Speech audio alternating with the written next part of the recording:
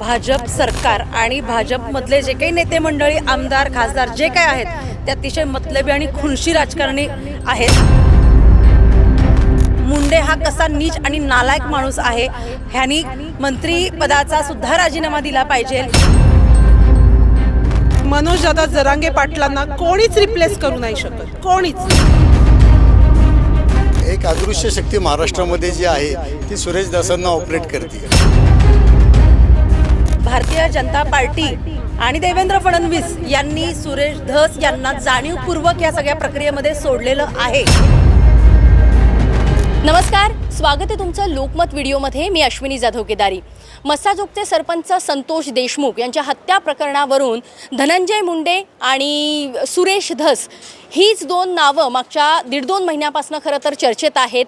सुरेश धस हे तेच आहेत की ज्यांनी या संपूर्ण प्रकरणाचे अगदी धागेदोरे काढलेले आहेत आणि रोज वेगवेगळं वळण या संपूर्ण प्रकरणाला मिळत आहे. अशातच शिवसेनेच्या ठाकरे गटाचे नेते आणि माजी खासदार संजय राऊत यांनी आज एक खळबळजनक आरोप केलेला आहे. मराठा आंदोलक मनोज जरांगे यांचं मराठा आंदोलन दडपण्यासाठी भाजपनं सुरेश धसांना पुढे आणलं, असा तो खळबळजनक आरोप आहे. माझ्यासोबत मराठा आंदोलक आहेत पुण्यामध्ये किंवा राज्यभरात जिथे जिथे आंदोलन या मागणीसाठी होत असतं किंवा मराठा समाजाचे जे जे काही प्रश्न असतात त्यासाठी जेव्हा मराठा समाज एकवटतो तेव्हा हे सगळे आंदोलक त्या ठिकाणी असतात. त्यांच्याशी आपण बोलूया की त्यांचं नेमकं या आरोपाबाबत काय म्हणणं आहे. संजय राऊतांनी जे स्टेटमेंट केलं आहे ते तुम्ही ऐकलेलं आहे. सुरेश धसांना भाजपनं पुढे आणलं मनोज जरांगेंचं आंदोलन दडपण्यासाठी. काय वाटतं तुम्हाला यामध्ये 100% आता ही शक्यता नाकारता येत नाही आहे की सुरेश धस हे भारतीय जनता पार्टीतर्फे मराठा आंदोलनामध्ये सहभागी झाले. कारण ज्या पद्धतीने त्यांनी सर्व पायामुळं खोदली व धनंजय मुंडे त्यांचे मित्र असताना सुद्धा ते राष्ट्रवादी काँग्रेसचे नेते आहेत आणि त्या राष्ट्रवादी काँग्रेसच्या नेत्याचे सगळे पायामुळं खोदण्याचं काम हे सुरेश धसांनी केलं. ॲक्च्युली बीडला बिहार म्हणण्याचं काम हे धसांनी केलं आणि आज तेच धस गुपचूपमध्ये जाऊन 4.5 तास जर मुंडेंशी चर्चा करतात आणि त्यानंतर म्हणतात की बाबा आम्ही मराठा आंदोलकांना मी शेवटपर्यंत न्याय देईल, संतोष देशमुखांना न्याय देईल. मुळामध्ये कधी मराठा समाजांनी सुरेश धसांना सांगितलं नव्हतं की तुम्ही आमचं नेतृत्व करा. या ठिकाणी मनोज दादा जरांगे असतील, याच्या आधी देखील आमचे अण्णासाहेब पाटील असतील, अनेक मराठा आंदोलक आहेत जे या ठिकाणी समाजाचं नेतृत्व करतात. छत्रपती संभाजीराजे असतील, या ठिकाणी त्यांनी स्वतःहून हे नेतृत्व घेतलं होतं आणि त्याचा प्रामाणिकपणा त्यांनी सिद्ध करायचा होता. आज ते ज्या पद्धतीने मुंडेंना भेटायला गेले आणि ती माहितीसुद्धा लपवून ठेवली, हे अत्यंत मराठा समाजाला घातक हे त्यांनी काम केलेलं आहे. मराठा समाज त्यांना कधीही माफ करणार नाही आणि यामागं सूत्रधार नक्कीच भारतीय जनता पार्टी असेल. हे संजय राऊत साहेब जे बोलले त्याला आम्ही समर्थन देतो की जर हे नसतं तर मुख्यमंत्र्यांनी त्यांना लगेच मंत्रिमंडळातून काढलं असतं आणि मंत्रिमंडळामधनं काढण्याचा अधिकार हा फडणवीस साहेबांचा होता, पण ते करत नाही आहेत. याचा अर्थ एक तर मुंडे त्यांच्यावर हवी आहेत किंवा भारतीय जनता पार्टीला मुंडे नको आहेत. पण भारतीय जनता पार्टीचे मुख्यमंत्री असताना सुद्धा सुरेश धसांनी मागणी करून सुद्धा त्यांना पालकमंत्री न करता अजितदादांना पालकमंत्रीपद दिलं आणि आज जेव्हा सुरेश धस उघडे पडलेत त्यावेळेस भारतीय जनता पार्टी परत सर्व करते. कारण भारतीय जनता पार्टीच्या अंगावर हा विषय आलेला आहे आणि आम्हाला 100% खात्री आहे की भारतीय जनता पार्टीच या सगळ्यांचे सूत्रधार आहे. नक्की भारतीय जनता पार्टी अर्थात भाजपच या संपूर्ण प्रकरणाचा सूत्रधार आहे असा आरोप ते करतायत. तुम्हाला याबाबत काय वाटतं? आणि मागच्या अनेक महिन्यांपासून आपण बघतोय की सुरेश धस हे प्रकरण चांगलंच लावून धरतायत, पण तेच सुरेश धस पुन्हा 4-4.5 तास मुंडेंची भेट घेतात. इथे तुम्हाला एक गोष्ट मी सांगेल की मुळातच भाजप सरकार आणि भाजपमधले जे काही नेते मंडळी, आमदार, खासदार जे काय आहेत ते अतिशय मतलबी आणि खुनशी राजकारणी आहेत आणि हे त्याच्यातनं दिसून आलेलं आहे. मुळात यांचा पायाच खुनशी आणि मतलबी राजकारणाशी जुळलेला आहे. जे सुरेश धस बेंबीच्या देठापासून ओरडत होते की मुंडे हा कसा नीच आणि नालायक माणूस आहे, ह्यांनी मंत्री पदाचा सुद्धा राजीनामा दिला पाहिजे, इथपर्यंत त्यांनी सगळं वातावरण तयार केलेलं होतं. पण अचानक त्यांनी जो काही U-टर्न मारलेला आहे तो सगळ्यांनीच पाहिलेला आहे. ते जाऊन 4 तास चर्चा करतात, त्यांच्याशी बोलतात आणि 4 तासाच्या ऑपरेशनमध्ये तिथे हे स्वतः काही ऑपरेशन करायला बसले होते का? आता हा तर शोधाचा विषय आहे की 4 तास जाऊन नेमकं यांनी केलं काय तिथं. याच पद्धतीने सूर्यवंशी यांच्यासुद्धा लाँग मार्चमध्ये त्यांनी असाच खोडा घातला. तो लाँग मार्च त्यांनी तेव्हा रद्द करायला लावला आणि सूर्यवंशी कुटुंबियांना त्यांनी असं आवाहन केलं की तुम्ही या लोकांना माफ करा. म्हणजे तुम्ही अशा पद्धतीने तुमच्या राजकारणाचा, तुमच्या पक्षाचा फायदा या निमित्तानं घेताय आणि ह्या सगळ्या गोष्टी फिरवण्याचा प्रयत्न करत आहात. मुळातच भारतीय जनता पार्टी आणि देवेंद्र फडणवीस यांनी सुरेश धस यांना जाणीवपूर्वक या सगळ्या प्रक्रियेमध्ये सोडलेलं आहे. कारण आत्तापर्यंत भारतीय जनता पार्टीचा कुठलाही नेता, कुठलाही कार्यकर्ता या सगळ्या म्हणजे संतोष देशमुख यांच्या खुणामध्ये किंवा सूर्यवंशी यांच्या खुणामध्ये कुठेही यांचे कार्यकर्ते नव्हते. म्हणून कुठेतरी एक त्यांना दिलासा मिळण्यासाठी किंवा समाजाची सहानुभूती मिळण्यासाठी त्यांनी हा सगळा प्रकार केलेला आहे. माननीय देवेंद्र फडणवीस, तुमची ही चाल सगळ्या महाराष्ट्राच्या लक्षात आलेली आहे आणि जे काही वक्तव्य माननीय संजय राऊत साहेबांनी सकाळी केलेलं आहे ते अगदी खरं आहे. खरोखरच सुरेश धस सारखा माणूस हा त्यांनी तात्पुरता तिथे बिळात सोडलेला होता आणि मनोजदादा जरांगे यांचं आंदोलनावरचा फोकस उडवण्यासाठी सुरेश धस यांना पुढे आणलेलं होतं. नक्कीच. आज संजय राऊतांनी असा थेट आरोप केलेला आहे. सुरेश धस यांच्या विश्वासार्हतेबद्दलच आता प्रश्नचिन्ह उपस्थित राहिलेलं आहे आणि अनेक मराठा आंदोलक खरं तर त्यांच्यावर चिडलेले आहेत.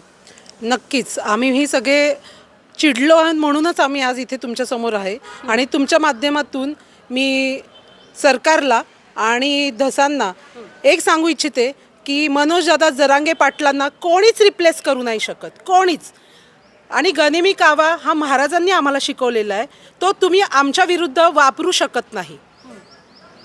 नक्कीच. आज संजय राऊतांनी जो आरोप केलेला आहे की सुरेश धसांना भाजपनं जाणीवपूर्वक पुढे आणलं मनोज जरांगे यांचं मराठा आंदोलन दडपण्यासाठी. कोणी आले कोणी नाही आले तरी पण हे मराठा आंदोलन हे चालूच राहणार. मराठ्यांच्या समाजाच्या हितासाठी आम्ही सगळे झगडत राहणार, हे नक्की चालूच राहणार. बरं, पण आज जो आरोप सातत्यानं केला जातोय, मराठा आंदोलक म्हणून मागच्या अनेक वर्षांपासून मराठा समाजाच्या आरक्षणाची मागणी असू देत किंवा मराठा समाजावर जो अन्याय होतो त्यासाठी सगळे मराठा आंदोलक एकत्र येतात, इतकं काय म्हणतो त्याला ग्रॅव्हिटी प्राप्त होते आणि अशा वेळी नंतर कुठला तरी दुसरा विषय येतो आणि मूळ विषय भरकटतो. असं काही होतंय तुम्हाला वाटतंय? नाही, संजय राऊतांनी ते तर शिवसेनेचे प्रवक्ते त्यांचं कामच आहे ते रोज काही ना काहीतरी बोलायचं. माझं म्हणणं असं आहे की सुरेश धस हे मराठा आहेत आणि मराठा आंदोलनातले नेते आहेत. सुरेश धस असो, आपले जेवढे मराठा समाजाचे नेते आहेत, आंदोलन हे ज्या ठिकाणी मराठा समाजावर अन्याय होतो त्यावेळेस मराठा क्रांती मोर्चा पेटून उठतो. त्याला नेतृत्व असू नसू नेतृत्व आपोआप तयार होतं. अण्णासाहेब पाटीलपासून नेतृत्व तयार झालेलं आहे. आता पण मराठा आंदोलन थांबणार नाही. जोपर्यंत संतोष देशमुखला न्याय मिळत नाही तोपर्यंत मराठा आंदोलन कायम चालू राहणार. तुमचं काय म्हणणं आहे या एकूण प्रकारावर? नाही, हे जे काय त्यांनी दुधी भूमिका घेतलेली आहे ती फार अतिशय म्हणजे घातक प्रकारची असं आम्हाला दिसून येते. जो मराठा समाजाला जो अजूनही देशमुख कुटुंबावर जो एवढा अन्याय झालेला आहे आणि ज्या पद्धतीने त्यांनी एक ही भूमिका चांगल्या पद्धतीने एक पार पाडायला पाहिजे होती, पण तसं न दिसता एक पूर्ण ह्या भूमिकेला वेगळं वळण जात आहे. आणि ते जाताना आम्हाला असं वाटतं की ह्या गोष्टीला त्यांच्या कुठला राजकीय दबाव येतो आहे किंवा काय होतं आहे असं गोष्टी आढळून येतात आहे. आणि आम्ही तरी ह्या गोष्टीला आम्ही घाबरणार नाही. मराठा क्रांती मोर्चा असू दे, इतर मराठा आमचा सगळा समाज असू दे, या संदर्भात आम्ही कट्टर ही भूमिका ह्याबद्दल आम्ही घेत राहू आणि घेत राहणार कायमचं. सुरेश धसांवर राजकीय दबाव सुद्धा येतोय असं एकीकडे बोललं जातंय, पण हे ते सुरेश धस आहे की जे ही मागणी अगदी लावून धरलं होतं, त्यांनी हे प्रकरण मागणी उचलून धरली होती. मात्र आत्ता त्यांना असं काय घडतंय की त्यांना त्यांची भूमिका पलटावी लागते? नक्कीच याचा अर्थ असा आहे की एक अदृश्य शक्ती महाराष्ट्रामध्ये जी आहे ती सुरेश धसांना ऑपरेट करते.